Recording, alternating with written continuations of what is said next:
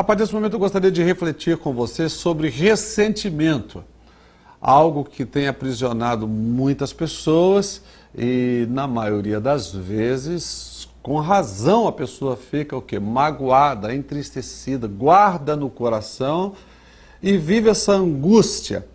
E eu quero, neste momento, usar uma experiência da Palavra de Deus, que está registrado no livro de 1 Samuel, capítulo 1, os versos 6 e 7. Narra a história de Penina e Ana. Veja bem o que diz o texto. E porque o Senhor a tinha deixado estéril, sua rival a provocava continuamente a fim de irritá-la. No verso 7 diz: isso acontecia ano após ano. Sempre que Ana subia à casa do Senhor, sua rival a provocava e ela chorava e não comia. Então o texto traz para nós a experiência de duas mulheres, Penina, que irritava Ana continuamente ao ponto dela chorar e até ficar sem comer. Ou seja, não faltava motivos para Ana ficar ressentida com Penina, e a Bíblia diz que isso acontecia todos os anos. Mas existem alguns ensinamentos para nós aplicarmos no nosso dia a dia, porque não faltam mesmo pessoas para nos provocar, tentar roubar a nossa alegria. E de repente você está vivendo isso. Alguém já te fez um mal e você não consegue se libertar desse sentimento de raiva, algumas pessoas de ódio, e até mesmo não conseguem perdoar essas pessoas. Então você se encontra ressentida. Ressentimento significa sentir novamente. E existem pessoas que sentem continuamente algo que ficou lá atrás. E na verdade o ressentimento, ele só é para ser vivido no presente. Depois precisamos abandonar, porque senão esse sentimento de tristeza, de amargura, de angústia, pode nos deixar até doentes. Há pouco mais de um ano atrás eu recebi um material fantástico e falando exatamente sobre ressentimento. E o autor escreveu o seguinte: sentir coisas ruins novamente não tem absolutamente nenhuma função, exceto a de prender você ao passado e tornar você uma eterna vítima de alguém que nem mesmo está tentando prejudicar você mais. Como isso é comum?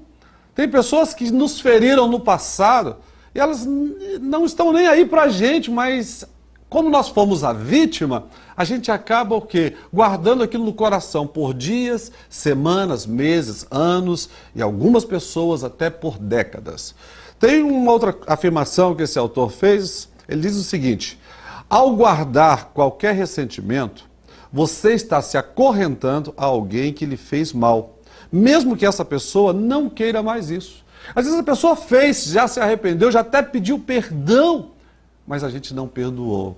E a gente vai guardando aquilo, aquela tristeza. Eu conheci o caso de uma senhora que ela não perdoava. Numa certa ocasião, um líder religioso chegou para ela e disse: mas Jesus nos perdoou. E ela disse assim: Jesus perdoou? O problema é dele, eu não perdoo. O que aconteceu com esta senhora? Aquela falta de perdão gerou um câncer e ela morreu 6 meses depois. Então o ressentimento é algo, sentir novamente, principalmente coisas ruins pelo outro, isso não é bom. E nós precisamos refletir juntos também como que esse ressentimento ele pode estar presente na vida da gente. Existem 3 experiências. Em primeiro lugar, às vezes nós estamos ressentidos com a gente mesmo. A gente olha no espelho todos os dias e nós estamos ressentidos por algo que nós fizemos e não nos perdoamos. E isso vem nos acompanhando dias, mais uma vez eu falo, semanas, meses, anos, décadas, e a gente não se perdoa. Você precisa se libertar disso. Isaías 43:18 diz: não vivam no passado. Existe uma segunda situação, é quando nós cometemos um erro e deixamos o outro ressentido com a gente. E a gente carrega aquela culpa por algo que a gente fez contra o outro. Sabe, se você fez, procura o outro, peça perdão. A Bíblia diz que é impossível andar 2 juntos se não houver um acordo. Entre num acordo, ceda, mas vá buscar a cura desse ressentimento. E existe um terceiro momento, uma outra terceira situação, é quando alguém faz alguma coisa contra a gente, nós ficamos ressentidos com essa pessoa. Nós precisamos perdoar, liberar essa pessoa. Nós não podemos permitir que essa tristeza domine, sabe, a vida da gente todos os dias. A alegria do Senhor é a nossa força. E Deus quer que nós sejamos o quê? Fortes. Mas nós só seremos fortes se nós tivermos a alegria do Senhor. Agora, se nós formos uma pessoa cheia de ressentimentos, cheia de sentimentos negativos, nós vamos nos tornar uma pessoa até indesejável, uma companhia desagradável para o outro. Então, abra mão do seu ressentimento. Você está ressentido. A dor que só existe em sua memória ou em seu coração. Paulo diz lá no livro de Filipenses capítulo 3, ele diz assim, eu não julgo que já tenha alcançado, mas uma coisa eu faço, esquecendo-me das coisas que para trás ficam, prossigo para o alvo. Então nós precisamos abrir mão do passado, você precisa abrir mão do passado, perdoar, sabe, aquela pessoa que te feriu, ou aquele erro que você cometeu, consigo mesmo, até mesmo contra o outro, já passou. O passado não existe mais. Nós não temos como alterar o passado, mas podemos alterar o futuro se nós mudarmos as nossas sementes do presente. Então, falar sobre ressentimento é algo que a gente precisa estabelecer e a poder nas nossas palavras. Você pode dizer isso em casa, nunca mais. Nunca mais eu vou sentir isso, em nome de Jesus. Eu vou abrir mão desse sentimento que tem gerado essa angústia, tem roubado o meu sono à noite, tenho passado a noite em claro, pensando, sabe, naquela coisa ruim que aconteceu. Então, não sinta mais isso. E a Bíblia diz, e conhecereis a verdade vos libertará. Jesus disse assim, eu vim para que tenham vida e a tenham em abundância. E veja bem, a outra pessoa, por pior que tenha sido, não será prejudicada por seu ressentimento, mas você será. Então é muito importante nós pararmos e dizermos nunca mais eu vou ficar sentindo isso. E Deus vai te ajudar, basta que você abra o seu coração, convide a Jesus. Ele é especialista em tirar essas coisas ruins de dentro da gente e nos capacitar para perdoar. A gente mesmo, perdoar o outro. E eu quero deixar para você uma declaração que foi William Shakespeare.